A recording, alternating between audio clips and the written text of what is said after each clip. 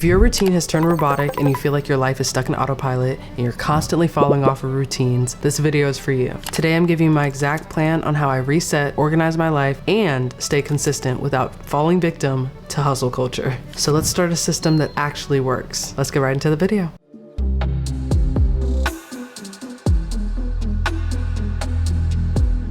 Step one is to step into the reset. This is helpful if you do this monthly. So if you want to try to start seeing different things with your life, it's really important to assess where you are right now and where you've been for at least the last 30 days. I do this every month, or at least I've started to implement this a little bit more every month. And I try to do it before I start getting burnt out. The four main parts of the reset for me is using Notion. So the free version of Notion I typically use so that I can really lay out my thoughts in a spreadsheet, a calendar, and a list format, whatever may work for you. I do an energy and mood audit. So that's something that's a little bit newer to my refresh, is really checking in with me. How am I feeling? Is something happening in my life or environment that's causing me to act a certain way consistently? If so, how do we tackle this? A budget refresh. How and where is my money going? How am I spending it? What am I doing with it? Am I happy with where I am financially? And a calendar check. What am I making time for? What am I not making enough time for? How am I fitting things into my life that keep me centered and grounded? So for example, ask yourself, what has made me feel heavy this month? If you're not sure where to start, ask yourself, has something thrown me off? And 9 times out of 10, something has happened where you feel like, okay, I could have done better with this, or I really didn't like how I was treated here. Let's reassess so that I can make sure I'm prepared for the inevitable next time that something makes me feel this way. Then ask, what am I craving more of? Am I doing enough? Do I feel fulfilled? Do I feel purpose and impact in my life? If the answer is no, we really got to sit down and figure out, is it in your career, your love life, your personal development, or spiritual life? Where is it? And lastly, what did I avoid? What is a conversation that you're not having? What is something that you could be doing but you're procrastinating on?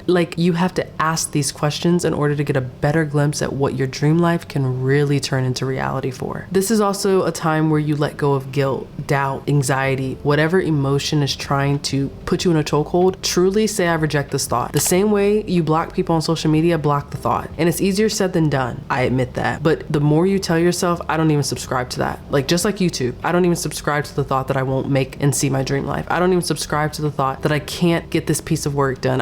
You get the point. Pro tip is that if you make your reset romantic, you try to romanticize your life, it becomes so much more bearable. If it's something of mundane work, dealing with people you don't necessarily click with naturally, whatever the case is, it really, really helps you get through the things in life that are just the in-betweens. Chores, driving to work, you have to romanticize that. So what that might look like is putting on your favorite playlist on a little speaker while you're putting away the dishes or mopping the floor or making dinner. That's romanticizing it, setting a tone, a mood for it. And it really helps you start seeing your life in this way of I am the main character. This is my main character moment. And then they just become all main character moments when you start viewing life like that. If you're driving to work and you know, oh, I'm gonna hate being in traffic, I'm gonna hate this commute, there's nothing beautiful to see in that moment. But if you say, I have got my going to work playlist ready to go, or I haven't talked to my friends in a while. I know it's kind of early, but if we're on the same work timeline, maybe we can do a quick catch up on the phone, safely of course, when we're heading to work. Romanticize the reset. So step number 2, plan the vibe. So really leaning into that romanticized structure. Planning can feel very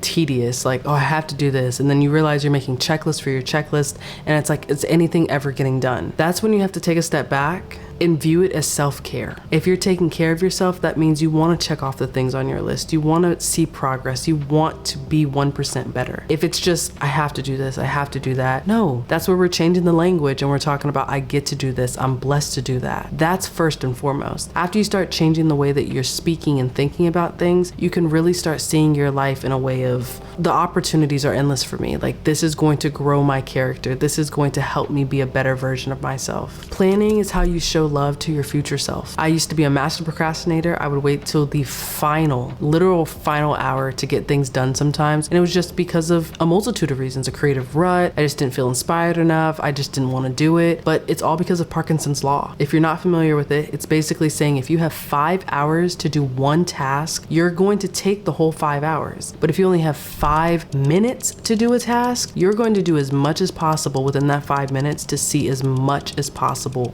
with it. Learning about Parkinson's law has been a game changer because it lets me know No, I need to get 30 minutes on this task to see something with progress. It may not take me 30 minutes to fully complete everything, but at least I get started. So maybe I want to go a 15 extra minutes to get it done, or a extra 30 minutes to complete the task. It's getting started, not completing it. That's the problem. It's just getting started. What you need to do too is block time for energy, not just task. All your days can't just be creative. In those days, you're gonna have admin needs. So that means like refilling your gas, scripting things out if you're a content creator, whatever your occupation is, maybe looking at how you've been doing financially, what you need more of to help supply those needs or to get to the next level. Like that admin work is looking at what do I have, what don't I have, what am I doing well, what am I not doing well. Rest nights, you need to have times where you just do nothing. You actually binge Netflix, and that is the benefit. There have been many times in my career, in my personal development, where I have just been on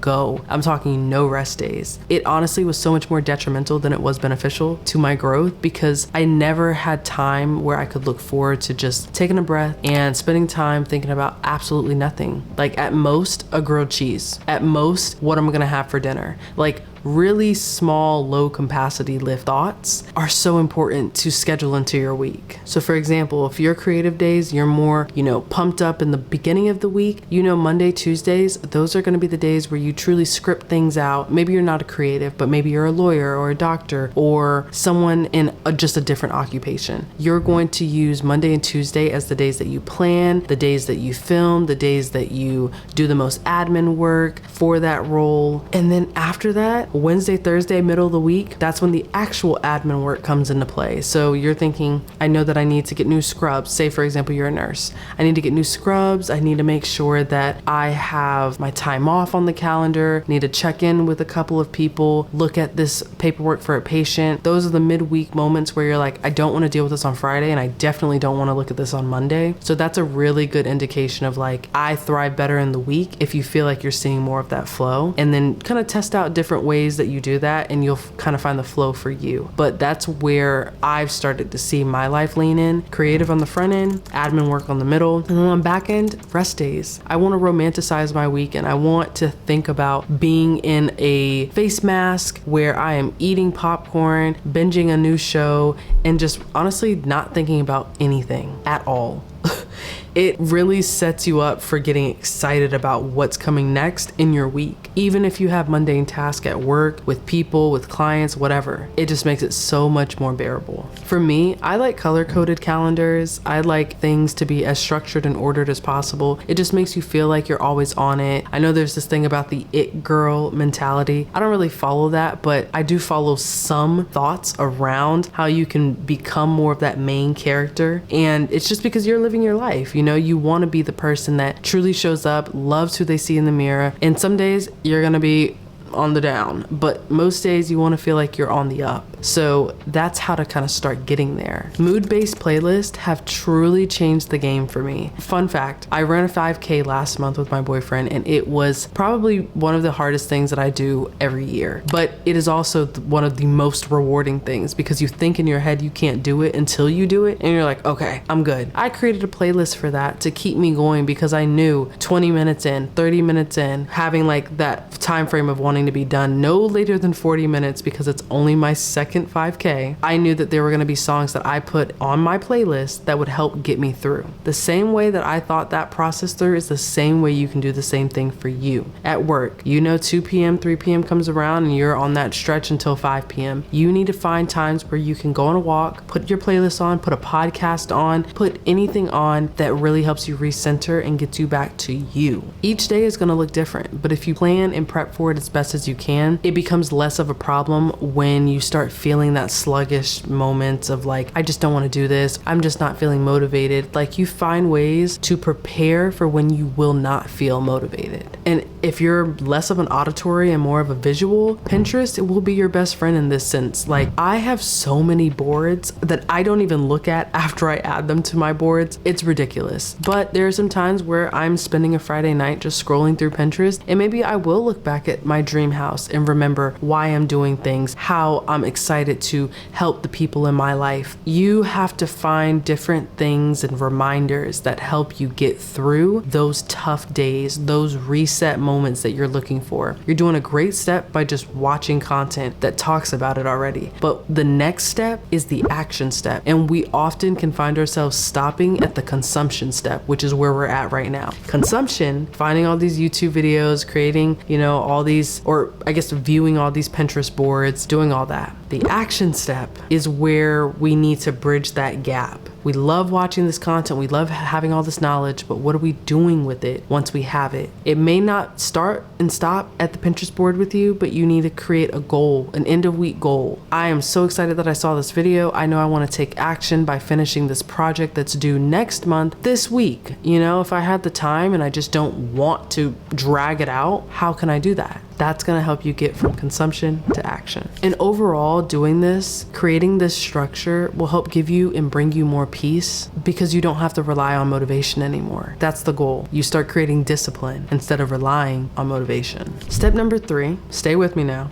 Build guilt-free consistency. I will see consistency sometimes in the light of doing something every day, but sometimes it's really hard to do it every day. Like showing up to the gym lately, I'm not gonna hold you, it has been hard. I've been at it for the last almost 5 months now, back to back, with a couple of rest days in between, but I have more days where I've showed up than less, which is great, but it is tough. And I'm not gonna sit here and be like, oh my gosh, it's been great. The vlogs I started where I was implementing that, those were more, now they've been less because it's just been getting harder. But consistency overall is really just not disappearing on yourself. On those low energy days, you have to find an anchor where a rest day or a rest weekend isn't enough. You really have to sit with your thoughts, and what's really helped me is journaling. I have highly underestimated what journaling can do and how you can really see more for your life and see more of where you're at when you put it pen to paper and you get your thoughts out of your head, because we have so many thoughts cycling through us every single day. So it's really hard for us to think, how do we truly feel about what's going on in my life right now? After getting to that thought of I've wrote all my stuff out, look and see how your handwriting has been. There have been moments where I've journaled and it became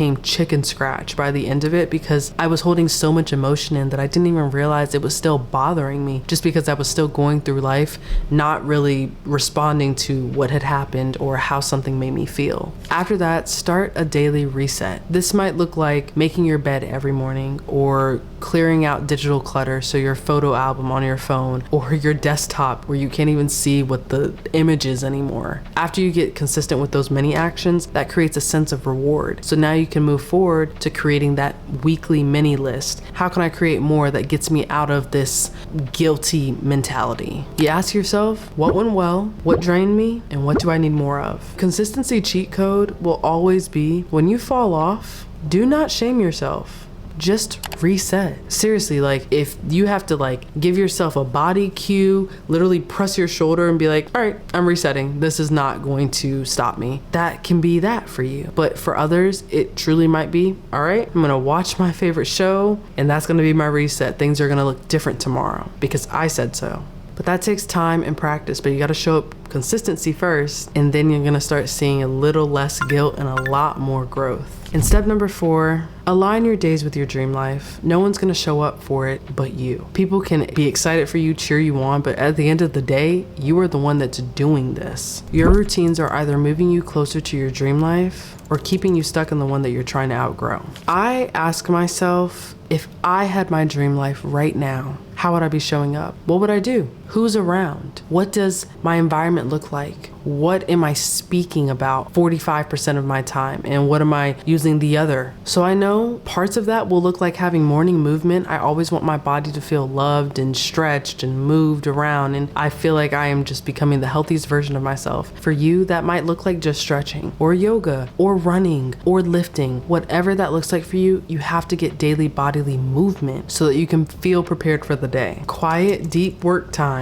where you just sit and no one's thoughts or voices are in your head. You are truly sitting with you and thinking, how do I feel? What do I want to do? And how do I get there? And then scheduling time for creative blocks. What does creativity look like for you? Are you an artist? Are you a content creator? Are you someone who produces music? Like, find ways to have more creativity in your life. Even if you're an analytical person, you deal with data or numbers all day, what can you do creatively that can help you see a different version or more of the version of yourself you're already in love with? I know there's a lot to digest in this video, but I really just want to get you thinking about, how can I start seeing different things with my life? What are the steps I need to take? Quite often, they are the mundane steps. They're not the steps where it's like you go out and you find a place where you can get matcha every morning and you set up and you got the aesthetic. We'll get there. But first, we have to start with our mind. We have to start with our daily actions. We have to start with being honest with ourselves. So that's the start of the plan. From the monthly reset to the daily resets. You think about some of the things in the video that we've talked about. How can I apply this to my life? And then immediately go find a cute notebook, because you gotta find the aesthetic, get some pens, and really write this stuff down. Tell yourself, I'm gonna see this by this date. I'm gonna do this by this date. If one step stuck with you, start there. You don't have to do it all at once. You just need consistency.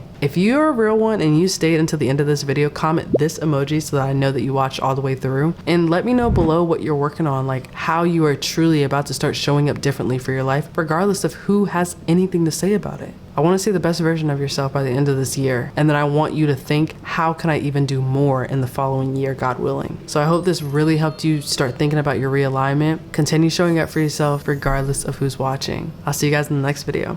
Peace.